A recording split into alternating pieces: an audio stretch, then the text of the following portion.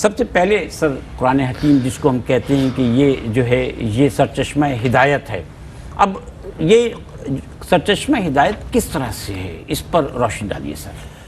بسم اللہ الرحمن الرحیم، اللہم صلی علی سیدنا و مولانا محمد وعلی آلہ و اصحابہ وبارک وسلم۔ بہت بہت شکریہ شاہد مسعود بھائی۔ پہلی بات تو یہ ہے کہ قرآن سرچشمہ ہدایت ہے، اس کی دلیل ہم قرآن کریم سے ہی دیتے ہیں۔ قرآن فرماتا ہے کہ ہدی للناس اور ہدی للمتقین، یہ لوگوں کے لیے بھی ہدایت ہے، اور جو ہدایت حاصل کر چکے ہیں، متقین ہیں، اللہ تعالیٰ سے ڈرنے والے ہیں، گناہوں سے بچنے والے ہیں، ان کو بھی مزید ہدایت یہی قرآن دیتا ہے۔ کیا بات! اچھا، اسی طریقے سے فرمایا کہ ان ھذا القرآن یہدی للتی ہی اقوم، بے شک یہ قرآن سرچشمہ ہدایت ہے ان کے لیے جو سیدھا رہنا چاہتے ہیں، جو سیدھے راستے چلنا چاہتے ہیں، ان کے لیے ہدایت کا سرچشمہ ہے۔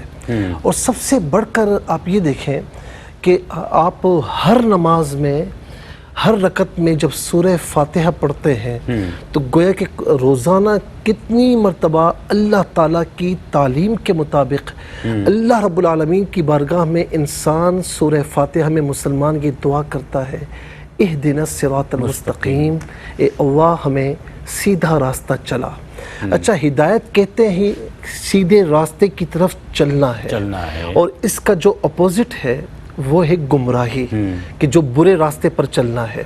اب آ جائیے کہ قرآن ہدایت کا سرچشمہ کیوں ہے، اس پر ذرا سا ہم بات کرتے ہیں۔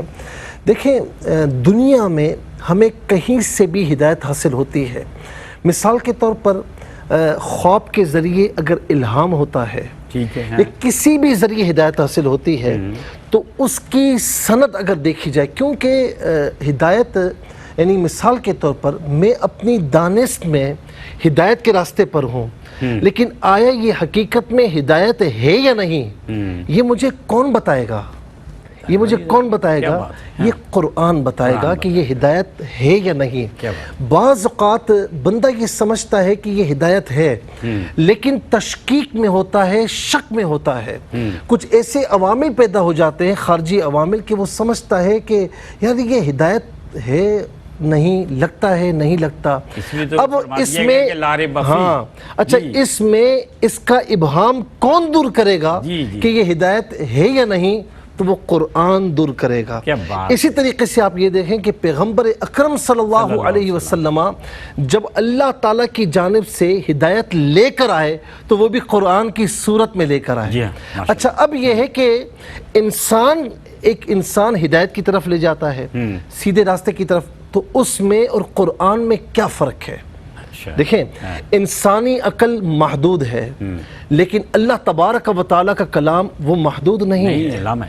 وہ اللہ، یہ کلام الہی، یہ اللہ تعالیٰ کی صفت ہے، ٹھیک ہے نا؟ اچھا، اب مثال کے طور پر ایک انسان کسی کو اگر کوئی بات بتاتا ہے تو وہ صحیح ہے یا نہیں، درست ہے یا غیر درست ہے، اب اس میں کوئی پہلو صحیح ہے، کوئی پہلو درست ہے، یا کوئی پہلو جو ہے وہ بالکل خراب ہے، کیا ہے، یہ کون بتائے گا؟ یہ کیسے پتہ چلے گا؟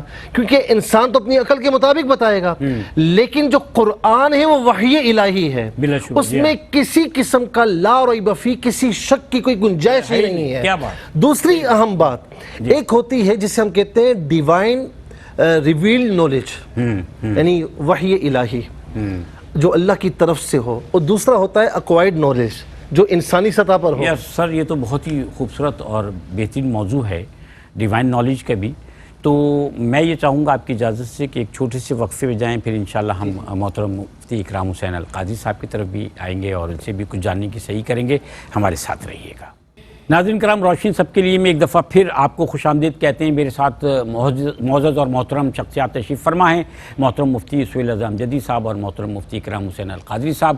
آج کا موضوع قرآن حکیم اور ہدایت، اور جب ہم وقفے پہ گئے ہیں تو ہم نے قرآن حکیم سرچشمہ ہدایت ہے، اور اس موضوع کے اعتبار سے ہم نے چاہا کہ ہمیں جو ہے اس کی تفصیل بتائیں، تو محترم مفتی سہیل رضا امجدی صاحب ہمیں بتا رہے تھے کہ دو طرح کے علوم ہیں، ایک تو ڈیوائن نالج ہے۔ جی، بات ہو رہی تھی اکوائرڈ نالج کی جو انسانی سطح پر ہو، ٹھیک ہے، کسی انسان کی طرف سے ہمیں انفارمیشن ملے صحیح، یا کوئی بھی علم ملے، تو ظاہر ہے کہ انسان چونکہ محدود ہے تو اس کا علم محدود، اس کی انفارمیشن محدود، لیکن اللہ رب العالمین کا علم محدود نہیں ہے، تو اس کی جو انفارمیشن ہوگی وہ لامحدود ہوگی، ہر اعتبار سے ہوگی۔ دوسری بات یہ ہے، ایک اعتبار سے ہم دیکھیں تو جو ریویل نالج ہے نا، یہ ورٹیکل ہوتی ہے، ریویل، یعنی یہ یوں اوپر سے، ٹھیک ہے، اور ہوریزنٹل یعنی جو اکوائرڈ نالج ہے وہ ہوریزنٹل ہے، یوں ہے۔